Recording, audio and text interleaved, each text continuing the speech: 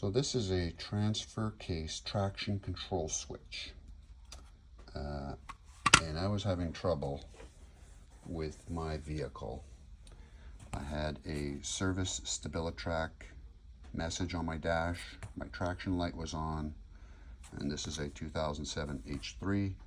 And it's a Canadian model, which does make a difference apparently, because in calling GM about getting a replacement for this, I was giving them codes from stuff I found online just to make sure it was the right one, but they told me, no, that's not the right code.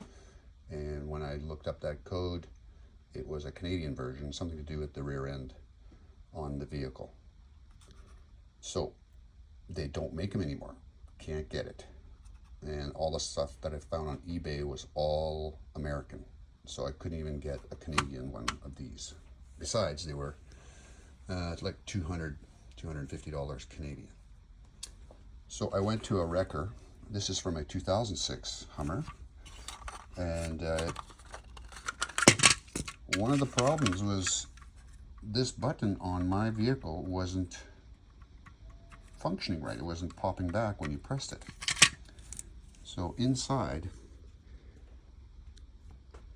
you've got these little switches, which correspond with the buttons on the outside, of course. And you can see that they bounce back. And mine, on this particular one, wasn't bouncing back. I took it apart, and there's like 4 little rubber legs that just compress and kick back. That's all that's in there. It's such cheap stuff. So anyways, I desoldered this switch because it was working really well, and on my transfer case switch, control switch, I desoldered that and put the one that I took off back on there. Put it all back together, put it in the vehicle, reconnected it, and lo and behold, every code was gone. I had no more service StabiliTrak, I had no more traction light. It was so bizarre because I had checked everything else that I found on the internet about these problems and these codes. So I guess it was sort of shorting out or something. Anyways, these have 2, 4, 6 screws to take it apart.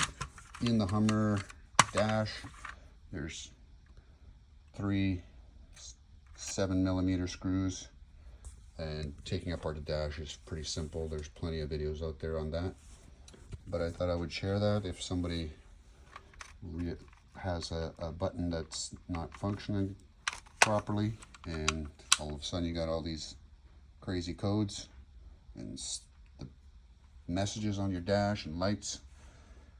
This may solve your problem. So very simple. Take it apart, desolder that, desolder the one that's broken, replace it, and solve my problem. Cheers.